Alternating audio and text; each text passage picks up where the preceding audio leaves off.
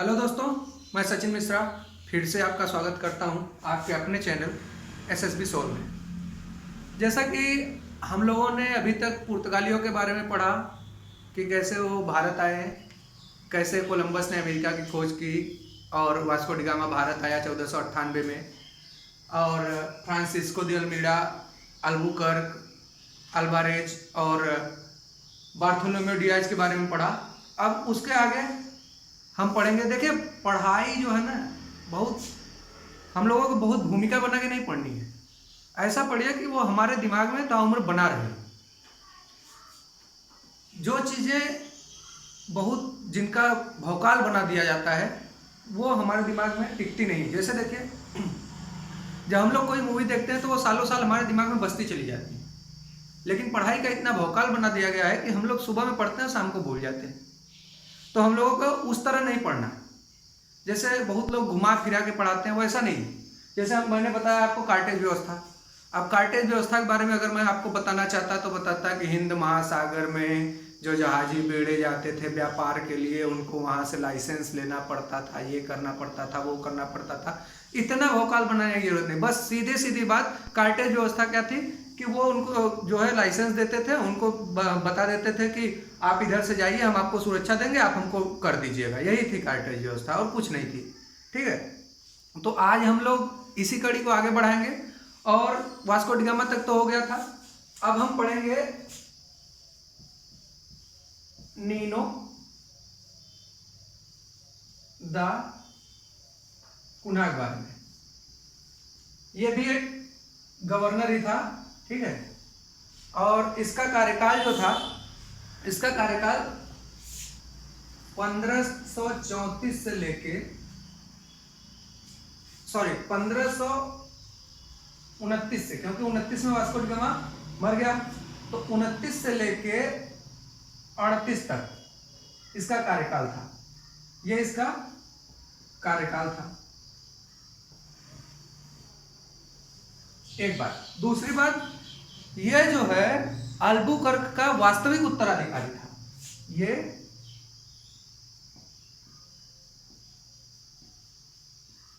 Albuquerque का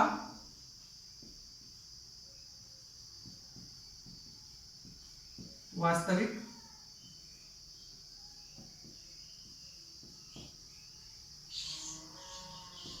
उत्तराधिकारी था, ठीक है। तीसरी बात, इसने क्या किया, ये अपनी राजधानी जो कि पहले कोचीन हुआ करती थी उसको गोवा ट्रांसफर कर दिया। इसने कोचीन की जगह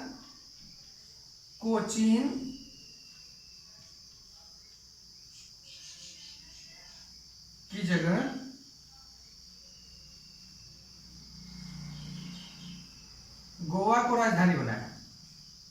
गोवा को राजधानी बनाया। आई बात समझ में? अब गोवा को राजधानी बनाने के बाद क्या किया, मद्रास के निकट जो आज का चेन्नई है, इसके निकट एक सैंथोम नाम की जगह थी। क्या? सैंथोम। तो सैंथोम, ये इसने इसको 1530 में बनाया था, ठीक है।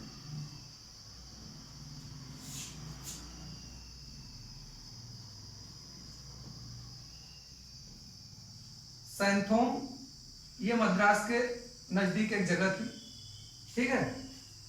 यहां पे इसने अपना व्यापारिक अड्डा बनाया, ठीक है। व्यापारिक अड्डा बनाया और हुगली को भी इसने, यहां पर भी इन्होंने अपना व्यापारिक अड्डा बनाया। ये जो व्यापारिक अड्डा था इनका, ये क्या करते थे, समुद्री लूटपाट के लिए ये यूज किया करते थे हुगली को, बंगाल की खाड़ी में, ठीक है। बंगाल की खाड़ी में जो व्यापार होते थे उनको क्या करते थे, ये लोग लूट लेते थे, समुद्री लूटपाट के लिए।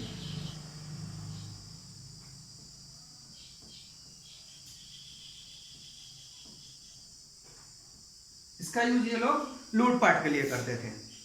उसके बाद क्या हुआ, ध्यान दीजिएगा, 1534 में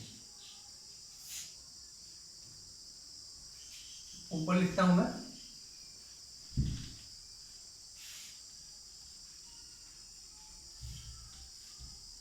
ऐसे ही नोट्स बनाते चलिएगा आप लोग, ठीक है, पेपर पेन लेके बैठिएगा।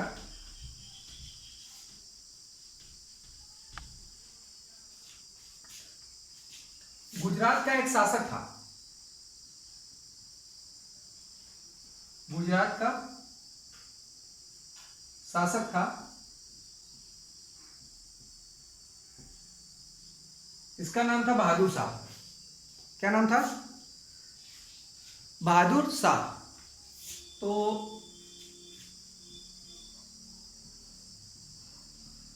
बहादुर शाह, अब बहादुर शाह पे 1534 में 1534 में हुमायूं ने कर दिया आक्रमण।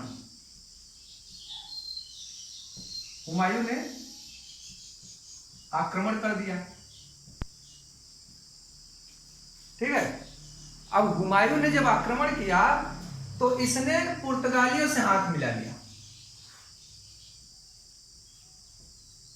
पुर्तगालियों से सुरक्षा की गुहार लगाई और 1534 में इसने क्या किया, पुर्तगालियों का एक द्वीप था बेसिन द्वीप, इसने उनको जो है बेसिन द्वीप दे दिया, बेसिन द्वीप दे दिया उनको। कहा कि आप मुझे जो है हुमायूं से बचाइए और ये बेसिन द्वीप ले लीजिए। जब इसने बेसिन द्वीप दे दिया उसके बाद पुर्तगाली भी इसके समर्थक हो गए, तो हुमायूं 1534 में ही हुमायूं ने गुजरात छोड़ दिया, वो गुजरात छोड़ के चला गया। गुजरात छोड़ के जाने के बाद इसने क्या किया, पुर्तगालियों से फिर अपने संबंध बिगाड़ लिए। वही मतलब निकल गया तो पहचानते नहीं, तो इसने क्या किया, पुर्तगालियों से संबंध बिगाड़ लिए। अब पुर्तगाली तो पुर्तगाली थे, इन्होंने क्या किया, इसको प्रेम से जहाज पर बुलाया, इसको क्या किया, अपने जहाज पर बुलाया और जहाज पर बुला के 1536 में इसकी हत्या कर दी। क्या किया, जहाज पर बुलाकर हत्या कर दी, ठीक है। अब 1536 में इसकी हत्या कर दी। अब हम लोग पढ़ेंगे कि देखिए जितने भी यूरोपीय आए दो मकसद से आए हैं। क्या क्या मकसद था? एक मकसद तो था उनका व्यापार और दूसरा मकसद था ईसाई धर्म का प्रचार, ईसाई धर्म का प्रचार, ये मोटो था इनका। अब हुआ क्या कि एक नाम आता है जेसुइट, एक नाम आता है जेसुइट। जेसुइट जो थे ये ईसा मसीह के समर्थक थे, ईसा मसीह के समर्थक थे और किस समाज के थे, रोमन कैथोलिक समाज के, रोमन कैथोलिक समाज के ये ईसा मसीह के समर्थक थे। अब हुआ क्या कि 1542 में जब जेसुइट आए तो जो पुर्तगाल का राजा था, पुर्तगाल का राजा, इसको गिरजाघर जो थे, चर्च जो थे, उसका समर्थक घोषित कर दिया गया। उसका क्या कर दिया गया, समर्थक बना दिया गया। ये जो जेसुइट थे ना, अकबर के बारे में आप लोगों ने सुना होगा, अकबर सभी धर्मों का सम्मान करता था। तो ये जो जेसुइट थे इनका अकबर के दरबार में भी प्रभाव था। जेसुइटों का अकबर के दरबार में भी प्रभाव था। वो उनसे विचार विमर्श करता था, उनसे मतलब उपदेश लेता था, कुछ इस तरह का। फिर 1572 में अकबर ने कैम्बे का दौरा किया और उसके बाद उसने जो है ईसा मसीह के प्रति और जो ईसाई चिन्ह थे उनके प्रति आदर भाव प्रकट किया, ठीक है, और मैरी के प्रति भी आदर भाव प्रकट किया उसने, ठीक। ये तो हो गई अकबर की बात। अब जहांगीर के बारे में बात करेंगे। इनका सम्मान जहांगीर ने भी किया। जहांगीर ने पुर्तगालियों का सहयोग लिया कब? जब उसने अकबर के खिलाफ विद्रोह किया तो उसने पुर्तगालियों से बंदूकें और बारूद से सहायता मांगी, तो पुर्तगालियों ने उसका सहयोग किया। जब तक जहांगीर के पास राज्य नहीं था, वो राजा नहीं था, तब तक तो उसने पुर्तगालियों को अच्छे से पहचाना, उनका स्वागत किया, आदर भाव किया। लेकिन जैसे ही उसके हाथ में राज्य आया, उसने मुसलमानों को खुश करने के लिए इनको पहचानने से भी इनकार कर दिया, ठीक है। क्यों? क्योंकि भाई मुसलमान जो थे वो नाराज हो गए इससे, क्योंकि जहांगीर के बारे में ये अफवाह उड़ गई कि जहांगीर ईसाई हो गया, लेकिन ऐसा था नहीं। जहांगीर का जो सिंहासन था उसमें ईसाई चिन्ह लगे हुए थे, ठीक है। और 1603 में बपतिस्मा। अब आप लोग पूछेंगे बपतिस्मा क्या होता है? बपतिस्मा मतलब ये दीक्षा स्थान होते थे, यहाँ लोगों को दीक्षा दी जाती थी। तो जहांगीर के समय में 20 दीक्षा स्थान, 20 दीक्षा स्थानों की स्थापना हुई।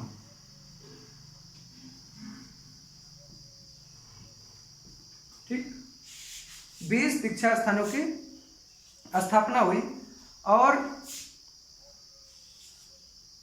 ये 1608 में, सॉरी 1608 में, मैंने 1603 बोल दिया।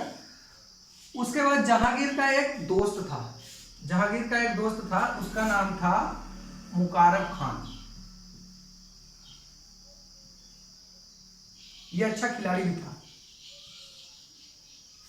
मुकारब खान जो है पुर्तगाली वायसराय से मिलने के लिए गया, लेकिन वो मिल नहीं पाया। और जब कुछ सालों के बाद वो मिला, ठीक है, उसको लंबा इंतजार करना पड़ा। और 1608 में जब वो गोवा में वायसराय से मिला तो अपना परिचय पत्र जो है, परिचय पत्र प्रस्तुत नहीं कर सका, ठीक।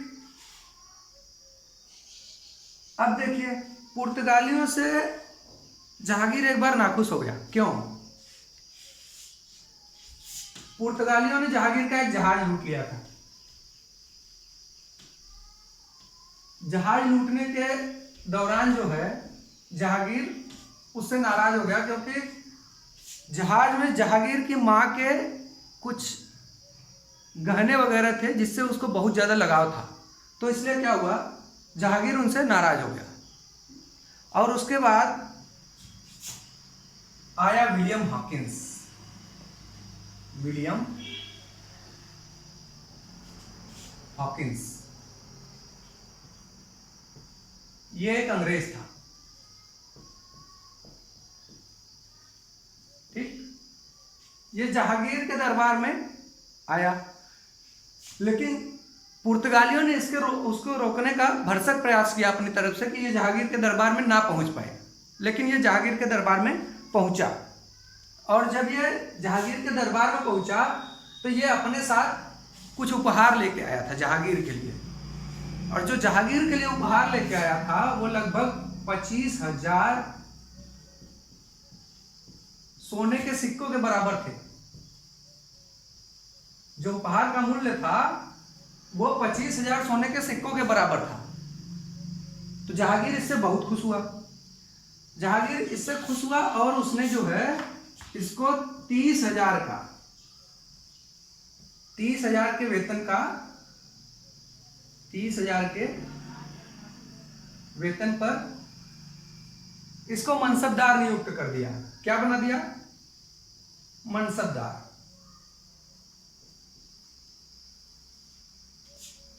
मनसबदार नियुक्त करने के बाद ये जो विलियम हॉकिंस था, इसने एक आर्मेनिया का ईसाई था, आर्मेनिया का ईसाई था, नाम था उसका मुबारक शाह,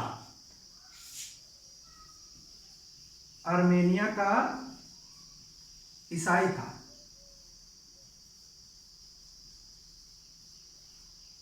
उसका नाम था मुबारक शाह। मुबारक शाह की बेटी से विवाह किया, इसकी बेटी से विलियम हॉकिंस ने विवाह कर लिया।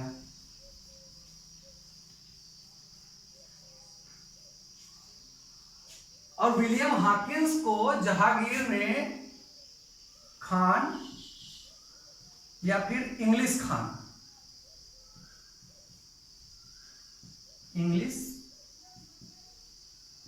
खान की उपाधि दी।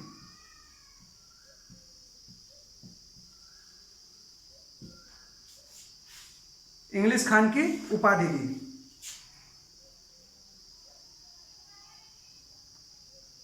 अब देखिए,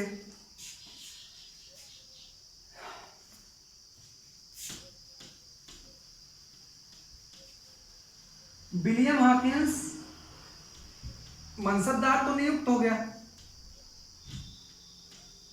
जहांगीर के दरबार में, लेकिन पुर्तगालियों का जो आवागमन था जहांगीर के दरबार में, उसको वो रोक नहीं पाया, उसको रोक नहीं पाया। तो इससे दुखी होकर उसने मुगल दरबार छोड़ दिया, चला गया मुगल दरबार से। उसके बाद 1642 में, ठीक है, नहीं सॉरी, 1612 में, 1612 में पुर्तगालियों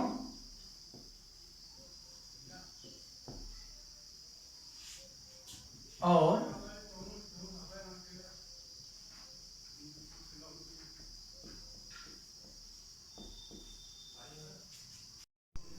पुर्तगालियों और अंग्रेजों के बीच 1612 में युद्ध हुआ। अब इस युद्ध में जो पुर्तगालियों का जहाज था, इसका नाम था ओसिएंडर, और इनका जो जहाज था इसका नाम था ड्रैगन।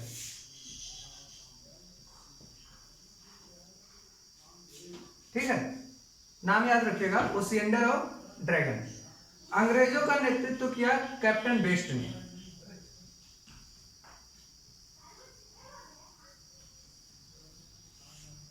और बहुत ही बहादुरी से इन्होंने पुर्तगालियों से लड़ाई की, जिससे खुश हुआ कौन? जहांगीर। जहांगीर बहुत ज्यादा खुश हुआ इनसे। ठीक है, जहांगीर खुश हो गया। अब जहांगीर के बाद आता है शाहजहां।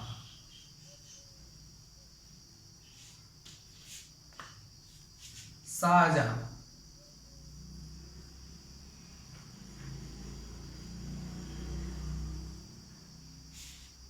पुर्तगालियों को भगाने में इसका बहुत बड़ा हाथ था। शाहजहां को पुर्तगालियों के बारे में पहले ही अंदाजा था कि पुर्तगाली किसी के नहीं है, इसको पता था, क्योंकि पुर्तगालियों ने क्या किया, मुमताज महल की 2 दासियों को, मुमताज महल की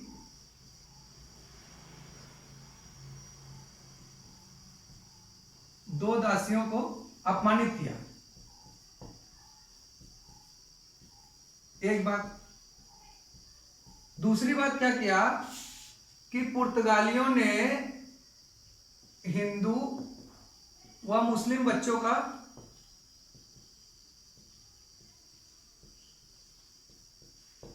धर्मांतरण कराया।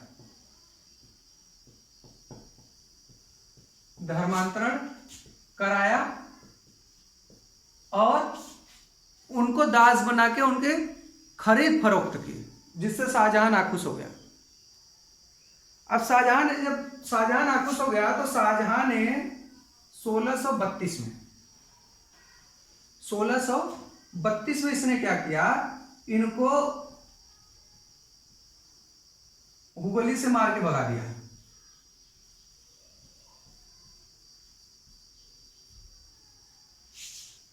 जब हुगली से इसको भगाया इसमें शाहजहां के लगभग 1000 सैनिक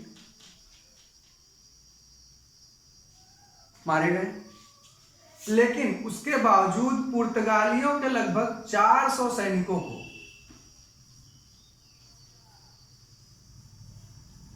इसने बंदी बना के आगरा में बंद कर दिया और उनको भी धर्मांतरण की धमकी दी गई, उनको भी धर्मांतरण कराने की कोशिश की गई। ठीक, अब देखिए ये पुर्तगाल खत्म।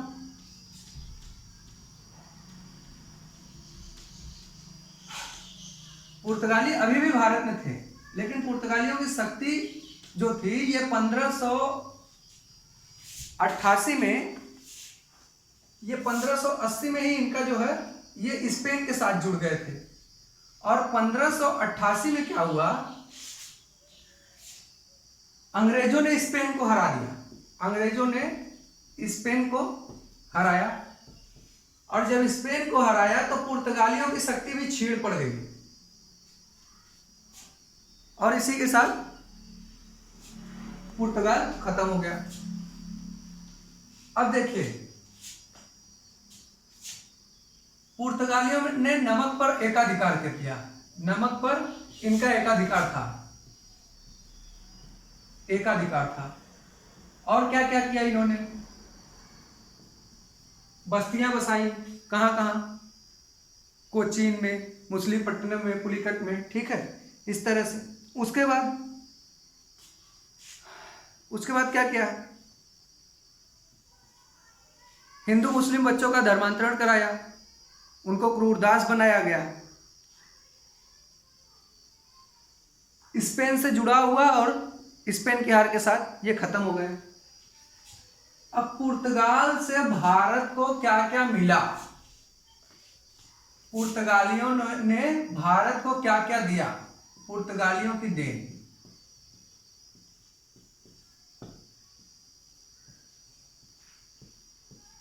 तो पुर्तगालियों की अगर देन की बात करें तो सबसे पहले प्रेस दिया, यानी छापा खाना। लीची, बादाम, पपीता, लाल मिर्च,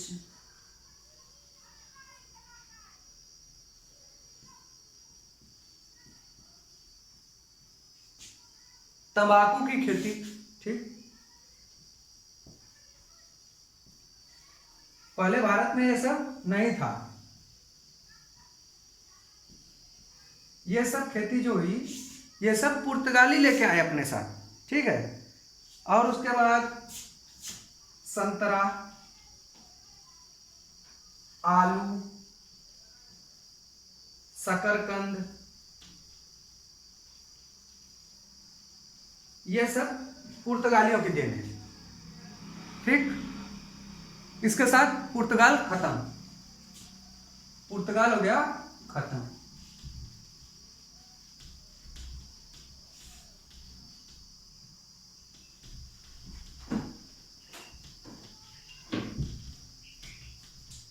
अब हम लोग पढ़ेंगे डचों के बारे में, डच किस तरह से भारत आए, क्या क्या किया।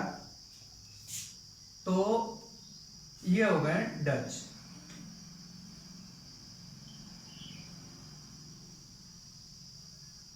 डच ये रहने वाले थे हॉलैंड के,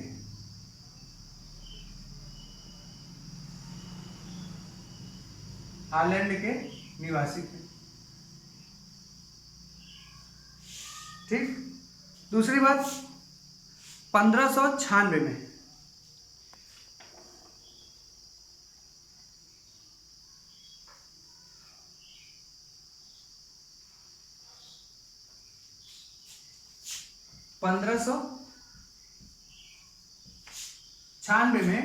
एक यहां का निवासी था, नाम था कार्नेलियस हाउटमैन। कार्नेलियस हाउटमैन जो था वो सुमात्रा द्वीप पर पहुंचा।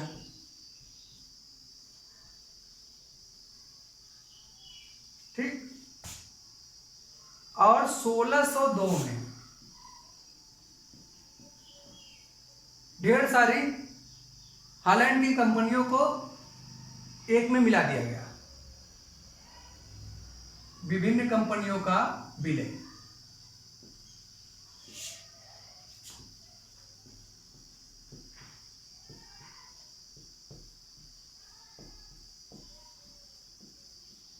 और विलय करने के बाद इसका नाम रखा गया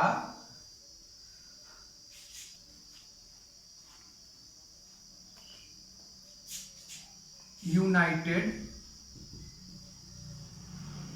east India Company of Netherlands, company of Netherlands.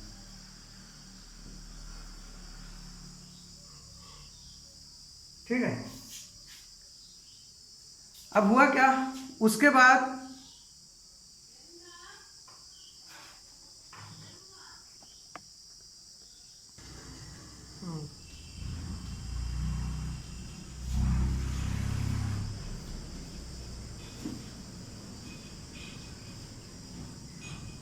अब कंपनी बन गई इनकी, नाम था United East India Company of Netherlands. अब इन्होंने 1505 1505, ठीक है,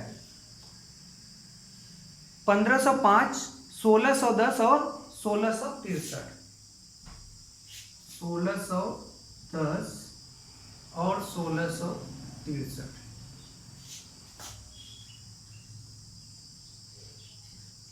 ठीक।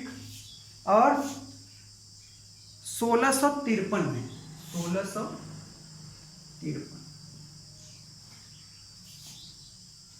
1505 में इन्होंने पुलिकट में, सॉरी, ये 1505 में मुसलीपट्टनम, जिसको मछलीपट्टनम भी कहा जाता है, मछलीपट्टनम, यहां पे पहली फैक्ट्री बनाई। ये पुलिकट,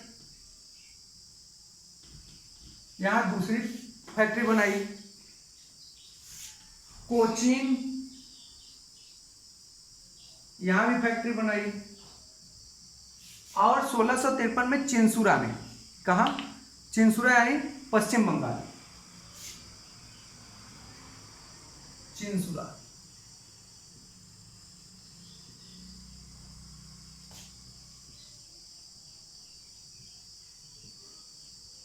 ठीक।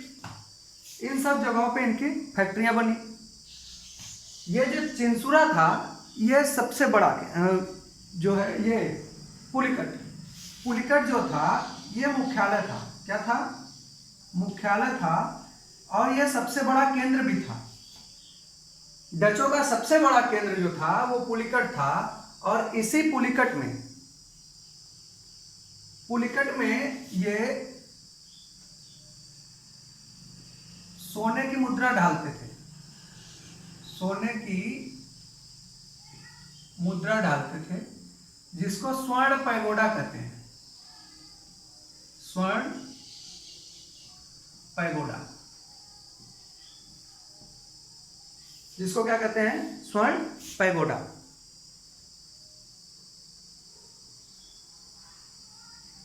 अब व्यापार किसका करते थे? इनको मसालों से बहुत ज्यादा लगाव नहीं था। मसाले ये इंडोनेशिया से ले जाते थे, लेकिन कम मात्रा में। ये भारत से नील, सोरा, सूती वस्त्र,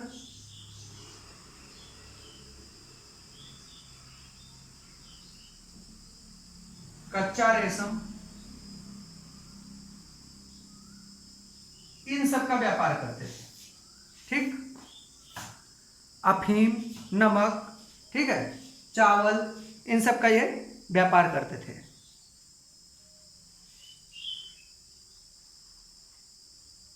अब देखिए,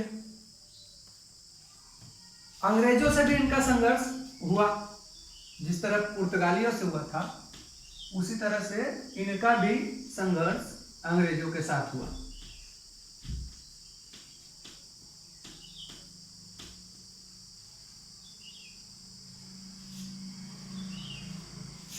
सत्रहवीं सदी में डचों का और अंग्रेजों का संघर्ष हुआ। अब हुआ क्या कि इसमें अंग्रेजों की विजय हुई और अंग्रेजों ने 1717 में व्यापार का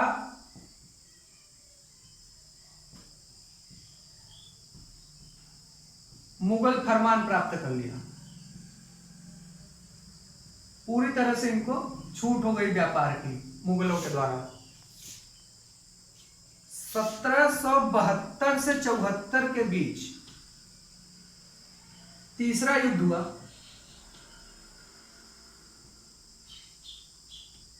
ठीक है, तीसरा युद्ध हुआ और उसके बाद क्या किया इन्होंने, बॉम्बे और सूरत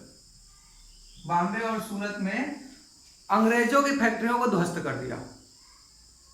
अंग्रेजों की फैक्ट्रियों को पूरी तरह से तबाह कर दिया। और उसके बाद क्या किया कि इन्होंने बंगाल की खाड़ी में, किसने, डचों ने बंगाल की खाड़ी में अंग्रेजों के जहाजी बेड़े पर क्या किया, कब्जा कर लिया। जहाज था उस पर कब्जा कर लिया। कब्जा करने के बाद एक और युद्ध होता है, बहुत फेमस युद्ध। ठीक है, एक और युद्ध हुआ, उसको कहते हैं बेदरा का युद्ध। कहाँ का? बेदरा का युद्ध होता है 1759 में। ये याद रखिएगा आप लोग, बेदरा का युद्ध। ये निर्णायक युद्ध होता है।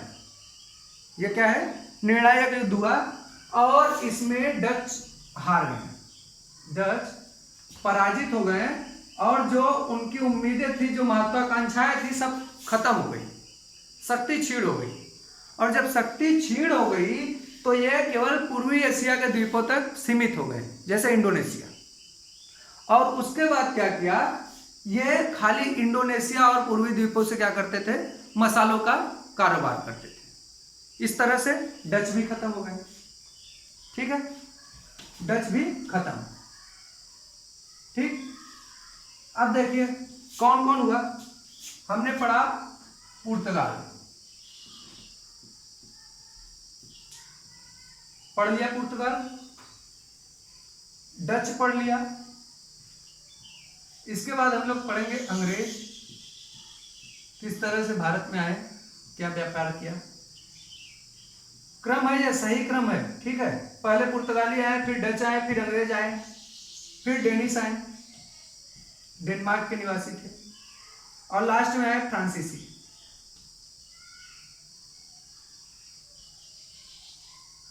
तो कल हम लोग अंग्रेजों को पढ़ेंगे, फिर डेनिश और फ्रांसीसियों को पढ़ेंगे। लास्ट में इन सबसे रिलेटेड क्वेश्चन कराए जाएंगे। आप लोगों को क्वेश्चन कराए जाएंगे जो प्रीवियस ईयर वाले हैं और एक्सपेक्टेड हैं। हर तरह के क्वेश्चन कराए जाएंगे। अब वो क्वेश्चन जो होंगे वो एनडीए, एसएससी और स्टेट पीसीएस, जितने भी वनडे एग्जाम है, जितने भी वनडे एग्जाम है, इन सबके प्रीवियस ईयर होंगे और एक्सपेक्टेड होंगे। एक भी क्वेश्चन बाहर से नहीं आना है। ठीक है, तो सबको पढ़ने के बाद हम लोग इसको पढ़ेंगे। तो आज के लिए इतना ही। फिर से रखेंगे आप लोगों के लिए नेक्स्ट वीडियो, और आप लोग लाइक, शेयर और सब्सक्राइब जरूर कीजिएगा। और जो भी जिज्ञासाएं हैं, जो भी आपके सुझाव होंगे, वो कमेंट के माध्यम से हमें बताइएगा, जिससे हम अपनी जो वीडियो की क्वालिटी है, अगर उससे कोई दिक्कत है आपको, या हमारे पढ़ाने का तरीका है उससे कोई दिक्कत है, तो आप लोग उसको बताइएगा, हम उसमें सुधार जरूर करेंगे। ठीक है, शेयर और सब्सक्राइब जरूर करिएगा। धन्यवाद।